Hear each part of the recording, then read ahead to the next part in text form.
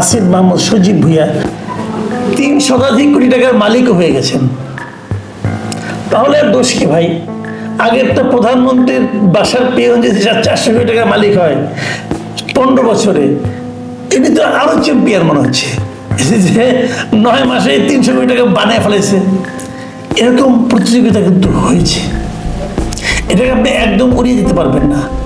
ফারাবী সাহেবের তথ্য ধীরে ধীরে আসছে এবং এটা অনেকেই জানে, অনেক কিছু আমি এগুলো নিয়ে ডিটেল বলতে চাই না, কারণ এগুলো নতুন কিছু না। আমি একটা ঘটনা বলি, আমাকে ওই দিন আমার এক বন্ধু বললেন আর কি, দুদিন আগেই বলেন, একটা পুরোনো ঘটনায় বললেন যে ওনার একবার উনি একটা বড় প্রতিষ্ঠানের শীর্ষ কর্মকর্তা, ওনার কোনো একটা প্রয়োজনে একজন উপদেষ্টার সঙ্গে দেখা করতে চেয়েছিলেন। তো ভাবলেন দেখা করার আগে ওনার এপিএসকে একটা ফোন দিই, কারণ এই সমস্ত এপিএসটা প্রায় সবাই কিন্তু স্টুডেন্ট কোটায় এসেছে, কারণ স্টুডেন্টরাই ওদেরকে বসিয়েছে বিভিন্ন জায়গায়, এই বৈষম্য বিরোধী সমন্বয়ক এরাই বসিয়েছে, তাদেরই লোকজন। এবং সেই এপিএসকে যখন ফোন করলেন যে আমি একটু ওনার সঙ্গে একটা বিষয় নিয়ে কথা বলতে চাই, একটা অ্যাপয়েন্টমেন্ট হবেন, আপনি এক কাজ করেন, আসেন কথা বলি। কি বিষয় নিয়ে কথা বলবেন? সন্ধ্যার পরে আমি গুলশানে একটা জায়গায় বসি, সেখানে আসেন।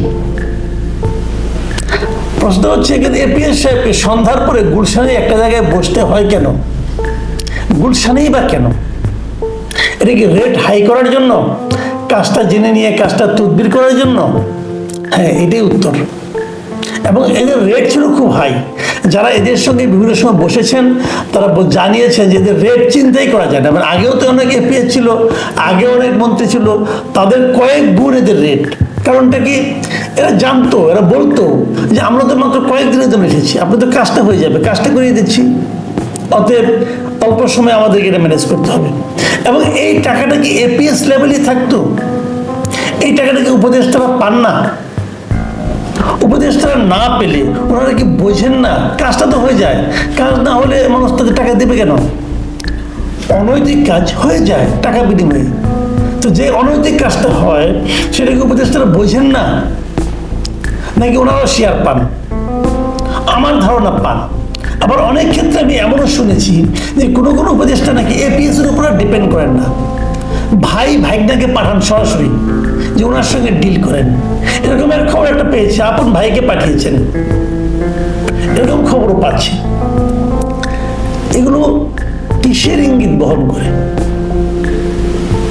একটা অনির্বাচিত সরকার যখন নাকি জবাবদিহিতা না থাকে তখনই কিন্তু এই ধরনের ঘটনা ঘটতে থাকবে। যেমন একটা প্রশ্ন আমি যদি করি, এই যে আপনার স্থানীয় সরকার মন্ত্রণালয়ের যে মন্ত্রী আছেন, তিনি ঢাকা উত্তরে একজন মেয়র নির্বাচিত করেন, মেয়রকে বসিয়েছেন, মেয়রের পদে আর কি, মেয়রের কাজ করার জন্য মোহাম্মদ এজাজকে বসিয়েছেন। আমি তোনার কোনো জবাব দিতে আছে? আমি যদি প্রশ্ন করি ওনাকে যে আপনি বসালেন, কোন বিবেচনায় বসালেন? এই মোহাম্মদ এজাজ সাহেব কি কখনো কোনো সিটি কর্পোরেশন চালিয়েছেন? ওনার কোনো এক্সপিরিয়েন্স আছে? কখনো কোনো সরকারি দায়িত্ব পালন করেছেন? করেননি। তাহলে ওনাকে আপনি বসালেন কোন বিবেচনা? এই যদি প্রশ্ন করে আপনি কি জবাব দিবেন? দেবেন না।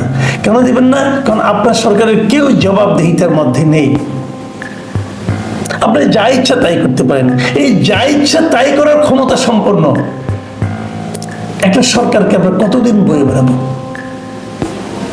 এবং তারা যা ইচ্ছা তাই করার মাধ্যমে কি করেন তার তো কিছু কিছু নমুনা পাচ্ছি।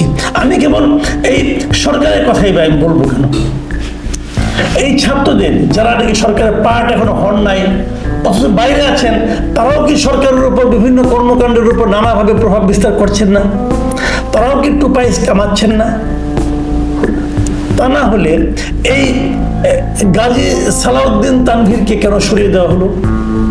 গাজী সালাউদ্দিন তানভীর তো একদম এলেবেলে কোনো লোক না, নতুন দল, এই জাতীয় নাগরিক পার্টির উনি যুগ্ম সদস্য সচিব। কয়েকদিন আগে তাদের এক সবাই নিয়ে আপত্তি উঠেছিল, কয়েকদিনের ব্যাপারে অভিযোগ উঠেছিল এবং একে নিয়ে একটা পত্রিকায় রিপোর্ট পর্যন্ত হয়েছে। ওনার বিরুদ্ধে অভিযোগ ছিল সুনির্দিষ্ট দুটো। একটা হলো যে পাঠ্য বইয়ের ক্ষেত্রে ওইখানে উনি একটা দুর্নীতিতে কিছু তদবিরবাজি করেছেন। আরেকটা হলো ডিসি বদলির ক্ষেত্রেও ওনার কিছু, ডিসি নিয়োগের ক্ষেত্রে ওনার কিছু অবৈধ ভূমিকা আছে এবং সেখানে উনি প্রচুর লেনদেনের সঙ্গে জড়িয়ে গেছেন বলে বলা হয়েছে। আপনার গাজী তানভীরকে চেনেন? দেখুন ওনার ছবি দেখেন আপনারা, কি নুরানি চেহারা। এরকম নুরানি চেহারার দ্বিতীয় একটা লিডার আপনি বের করতে পারবেন? পারবেন না। আমার না মাঝে মাঝে মনটা খারাপ হয়ে যায়, মাঝে মাঝে মনে হয় যে আওয়ামী লীগ আমার একদম দরবেশ ছিল, এই এনসিপিও মনে হয় এটা দেখে একদম দরবেশ আমদানি করছিল। এখন এরকম একদম দরবেশ মানে সম্ভাব্য দরবেশ, তার উত্থান আমরা দেখতে পেলাম না, নাকি দেখতে পাবো তাও জানি না। কারণ কি, এনসিপি কিন্তু গাজী তানভীরকে বহিষ্কার করেনি, আপাতত দায়িত্ব থেকে অব্যাহতি দিয়েছে, একটা শোকজ করেছে, 7 দিনের মধ্যে জবাব দিতে বলেছে। যদি গাজী তানভীর সাহেব ভালো জবাব দিতে পারেন, যদি সেই জবাব তাদের কাছে গ্রহণযোগ্য মনে হয়, তাহলে উনি আবার ফিরে আসবেন, তখন আমরা আবার একটা দরবেশ প্রাপ্তির সম্ভাবনার মধ্যে থেকে যাব। এই জাতি সেই প্রত্যাশা নিয়ে থাকবে, তাহলে আমরা আরেকজন দরবেশ পেতে যাচ্ছি। হচ্ছেটা কি ভাবুন একবার। এই ছাত্ররা আন্দোলন করেছে, কোনো সন্দেহ নাই, আন্দোলনের সামনে তারা ছিল, এবং আন্দোলন যখন বিজয় হয়েছে, যখন শেখ হাসিনা পালিয়ে গেছে, তখন আন্দোলনের পুরো কৃতিত্ব তারা নিজেদের বলে দাবি করেছে, এবং এই দাবি করার মাধ্যমে তারা বিপুল ক্ষমতা অর্জন করেছে, এবং সমস্ত জায়গায় তারা ঢুকে পড়েছে, এবং ঢুকে যত তদবির সঙ্গে তারা জড়িয়ে পড়েছে। ঠিক হয়েছে কাজটা। দেখুন আরেকজনের কথা বলি, যাকে আমি ব্যক্তিগতভাবে পছন্দই করতাম এতদিন, মানে এনসিপির অনেক লিডারের সঙ্গে আমার পার্সোনালি পরিচয় আছে, এবং এদের ডিগনিটিকে, এদের ইন্টিগ্রিটিকে আমি খুব পছন্দই করি। ভালো কথা বলে পড়াশোনা করা, এবং আমি এদেরকে সবাইকে প্রাথমিকভাবে সবাইকে আমি সৎ মনে করতাম। আস্তে আস্তে কিছু কিছু কমতেছে। এখন আমি যার কথা বলছি সে হচ্ছে এই যে আব্দুল হান্নান মাসুদ, এই হাতিয়ায় বাড়ি, এই ভদ্রলোককে আমি পছন্দ করি, পার্সোনালি আমি পছন্দ করি। কিন্তু এখানে কি দেখলাম, ওনার সঙ্গে আমি একাধিক টক শোতে ছিলাম, মানে কিছু খুব আবেগপ্রবণ ছেলে, প্রায় কান্নাকাটি করেন, এবং এ কি করেছে, এর নামে কি অভিযোগ উঠেছে যে সে নাকি একটা প্রায় 1 কোটি টাকা 1.5 কোটি টাকা দামের গাড়ি চালায়। এই গাড়ি উনি কোথায় পেলেন? উনি কিন্তু আগে বলেছেন, সরাসরি টেলিভিশনে বলেছেন যে উনি হলো ওনাদের গ্রামের, ওনাদের এলাকার সবচেয়ে দরিদ্র পরিবার, ওনাদেরটা একটা ঘর আছে, সেই ঘরটা নাকি পড়ে যায় অবস্থা। সেরকম ঘরের একটা ছেলে এখন 1.5 কোটি টাকা দামের গাড়ি চালায়, এবং ওনাকে জিজ্ঞাসা করলো, উনি কি বলছেন, গাড়ি তো লুকিয়ে রাখা যায় না ভাই, ওনাকে জিজ্ঞাসা করার উনি কি বলেছেন যে জামাতপন্থী একজন ব্যবসায়ী যিনি বিদেশে থাকেন, প্রবাসে থাকেন, তিনি নাকি এই গাড়িটা ওনাকে চালাতে দিয়েছেন। আমার 2টো প্রশ্ন জনাব মাসুদ, আপনাকে আমার 2টো প্রশ্ন। প্রথম প্রশ্ন হলো যে এই গাড়িটা উনি আপনাকে কেন দিলেন? আগে দিলেন না কেন? কখনো আপনি ওনার আত্মীয় হন, আগে কেন দিলেন না? আপনি ওনাকে ভালোবাসেন, তা আগে কেন ভালোবাসলেন না? এখন ক্ষমতা বান বলে ভালোবাসেন? উনি আমার জামাতপন্থী, তার মানে কি আপনিও তার জামাতপন্থী?